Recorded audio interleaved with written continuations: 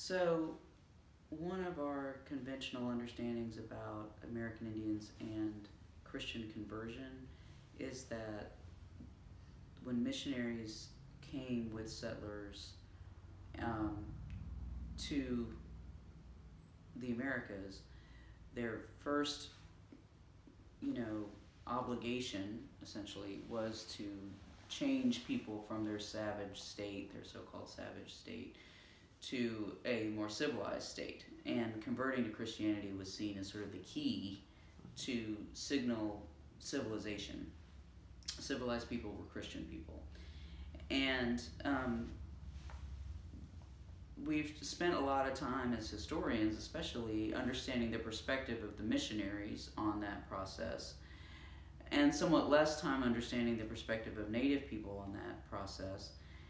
But the historians and anthropologists and others who have gone to look deeply at the sources around early conversion experiences have found a wide variety of responses by Native communities. So when I was sort of doing this research and thinking about Sounds of Faith and trying to understand how Lumbees have embraced Christianity, I reviewed some of that work and realized that the variety that Native people exhibit includes very sophisticated adaptation to Christian principles, and that Native people in particular didn't see it as sort of a civilizing, not all of them anyway, didn't see it as a civilizing kind of project. They didn't see themselves as savages to begin with, of course.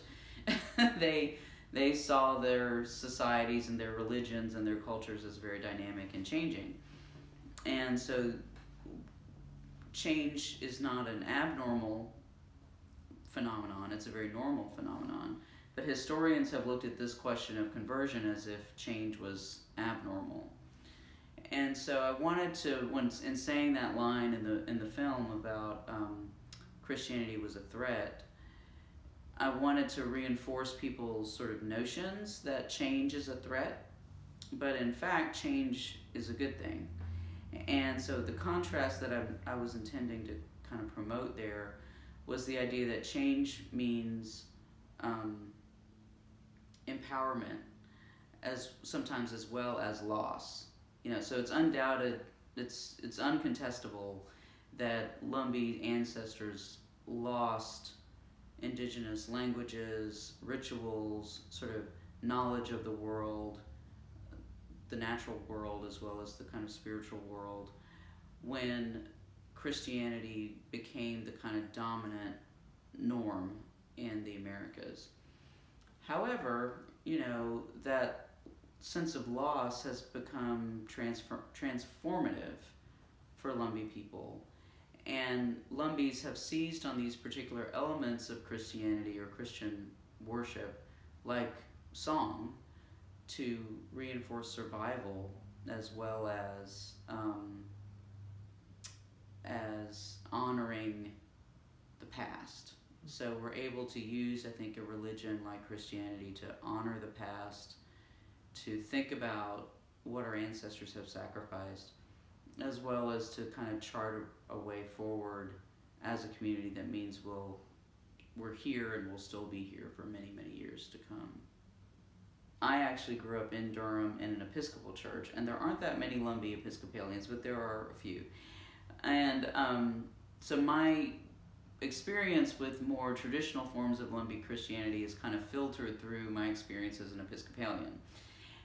And the form and style of the Episcopal Church is radically different than the form and style of Lumbee Baptists and Methodists and other denominations. Primarily in the looseness of Lumbee worship. So when Lumbees are worshiping in the Episcopal setting, you wouldn't know or notice that there's anything different about Lumbees from non-Lumbees. When Lumbees are worshiping as Baptists or Methodists or Holiness or other Seventh-day Adventist or other kinds of Protestant denominations, I think you would notice some differences between Lumbee forms of worship and non-Lumbee forms of worship.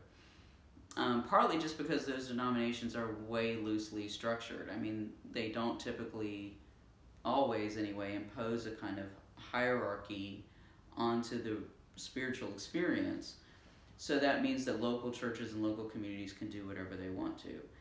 And so as a young person experiencing these sort of two types of Christian worship, I found Lumbee worship to be kind of thrilling in a way, and at least in terms of its spontaneity and the way that people responded to song and the way people responded to the preacher's message. Folks were, of course, encouraged to participate actively in the service, not just be witnesses or observers or quietly praying. It wasn't a quiet environment. Church was like really noisy. And there's another kind of doctrinal difference that I think is important, but that represents differences in Protestant Christianity more broadly. One is in Baptist and Methodist and other more sort of Pentecostal denominations, this emphasis on being saved and on salvation and on the moment of conversion, of salvation, is highly important. It's the way, in talking to Lumbees over the years, have heard many times about their experiences of conversion. When you talk to Episcopalians, you don't hear about their experiences of conversion. I mean, sometimes it matters, but for the most part, that's just not part of it's not a big emphasis of the liturgy, it's not a big emphasis of what it means to be part of an Episcopalian community. But when you're talking about a Baptist or a Methodist community, and a Lumbee Baptist or Methodist community, that moment of conversion is key to your entire narrative or your story of being a Christian. It connects you to other members of the church and by extension to members of your family and your community, because again, one of the reasons that those denominations I think work for the Lumbee community is that they emphasize the notion that family and community are coextensive with church, that they're not separate. You don't have a life, whatever life you might have outside your church family is clearly compartmentalized enough to where sometimes it's just not relevant to you, or not that relevant to your identity. And that your main identity is unfolding within the context of your church family, which is also your Lumbee family. So the way that those denominations regard community, I think, fits very well with how Lumbee people, even before becoming Christian, thought of their identities and their communities and the notion of change. You've got to be flexible and adaptable, or there's no survival. And being flexible and adaptable is really a lot kind of easier when you have an institution like the church to facilitate that for you. It's a place you can go, and it's a place you can take with you wherever else you go. So those things are sort of subtly built into worship services in the community, and I think song again is kind of a key transmitter of those types of values, because you can sing a song anywhere, and when we've had over the many decades by now, for probably 100 years or maybe longer, Lumbees have had these gospel sings, shape note singing for a long time, but then it gradually became a more Southern Baptist, Southern gospel style of singing that was popular. Lumbees are doing what's popular for every kind of Christian community. And so, but the particular intentionality that they bring to these gospel sings and have done for so many decades, again, going on 100 years, if not longer, is an expression of song being a vehicle for community building inside the physical structure of the church, but also anywhere where that community is gathered. So it goes back to Jesus' teaching of wherever 2 or 3 are gathered in my name, I'm there also. Lumbees really take that seriously, and they know that it's happening. They know the Spirit is moving when a song is involved.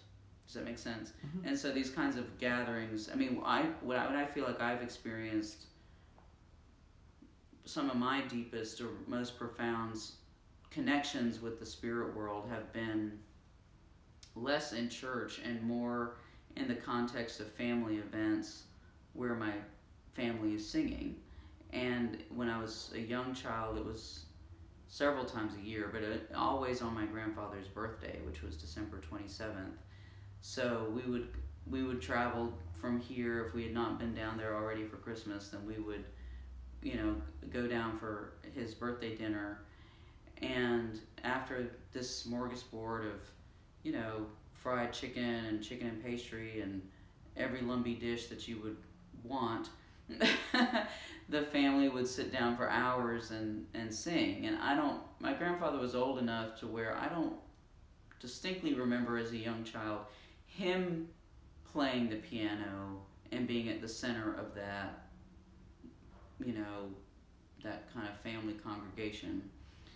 But my uncles and my aunts, his children, my grandfather's children, have always been kind of at the center of those gatherings on the piano. Sometimes a guitar might come in, but mostly it was just piano and song. And so that deep sense, that's when I've seen the Spirit moving, is in those kinds of contexts. And it's not, it happens in the church, but it's not by any means exclusive to the church. To the extent that federal recognition is furthered or stalled by people's cultural perceptions of the group in question, I think the fact that the Lumbees are Christians is it seems anomalous. And that's one of the reasons I made the Sounds of Faith film to begin with, is because I got moving into a California context, especially where I was living at the time. I got all these questions about how can you be Indian and be Christian? Like, isn't that the antithesis of your culture? Or why would you adopt the colonizers' religion and embrace it so heavily? And I was like, what? Christianity has always been the key to our survival. So that was a new question for me. And and after some years now of sort of studying also the federal recognition phenomenon and how it's changed over time, I think our existence as Christians is an interesting sort of challenge to the assumptions that have underlay that process for a long time. One of the things that makes it a challenge is that federally recognized tribes, at least in the minds of folks who are not deeply informed about the policy or the history of that policy, federally recognized tribes are supposed to be kind of culturally, ethnically distinct from other Americans. And when you see a community that is maybe distinct in some very visible ways, but not in necessarily deeply cultural ways, something like the presence or predominance of Christianity, it confuses people because they assume that recognized status hinges on that ethnic or cultural distinctiveness. Of course, in fact, the policy is very different. The policy is all about political distinctiveness, and it's all about whether that community in question has had a political relationship, has had a political leadership that's been continuous over time, whether the community has had a distinct political structure from county, municipal, state, federal governments. And in particular, it was easy for the U.S. government to recognize that distinctiveness when a document like a treaty existed between the federal government and that native nation, right? In the absence of a treaty, it was really hard for folks to know whether what they were looking at was a politically distinct community. That has nothing to do with Christianity, But in fact, the federal government has kind of changed the goalpost of recognition for a long time, and Lumbees have been seeking it for long enough to where we've experienced this moving of the goalpost continually. And so in the 1880s and 1890s, when we began seeking acknowledgement from Congress as a separate Indian group, the response of the Bureau of Indian Affairs was they're too civilized. So the fact that they're Christians, and mainly the response had to do with the fact that we were pursuing education in a kind of mainstream American way. that we were pursuing education, that we were already farming. You know, the goal was to get so many more American Indians farming in that European style. We were already doing that. We were pursuing education in a kind of conventional American fashion. We were Christians, and so the idea was they're not they're too civilized for us to kind of bring them under our purview when we already have so many folks that are not civilized enough. You know, at that point, the BIA's agenda was to continue forcing cultural change onto American Indians and continue this process of civilization. We just weren't urgent, you know, in that, according to that agenda, we were just not, you know, not urgent enough. And, you know, that has maintained that sense of Lumbees are enough like other Americans to stay off the urgency list, has kind of continued over time to where, you know, now the definitions of ethnic distinctiveness and political distinctiveness have little to do with Christianity. You have plenty of recognized groups, like the Cherokees, for example, that are almost exclusively Christian, or many of them are Christian. That's not a barrier to their status and within their nation-to-nation relationship with the federal government. But the policy has changed over time to where it's a little bit easier for some outsiders to the process to recognize Lumbee's ethnic distinctiveness if we were not Christian. On the other hand, having spoken to some of the folks in the BIA who have been in charge of the most recent iteration of the federal acknowledgement process, they look to the Lumbee Church as evidence of self-governance. And they look to our long history of establishing churches, maintaining churches, promoting them, elaborating on them, building them, bringing in new members, church leadership and how that's evolved and become more elaborate over time.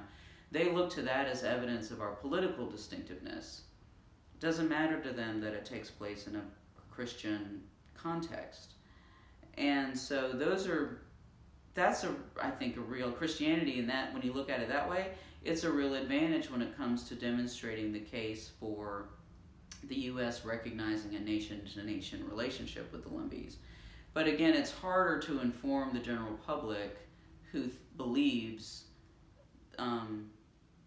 many of whom believe that Indians no longer exist, of course. So if we're going to get over that problem, then we have to, it's harder also to inform the general public of what are the true criteria for recognition when the arbiters of the criteria, the people in the federal government, are not speaking. They're quite silent, you know.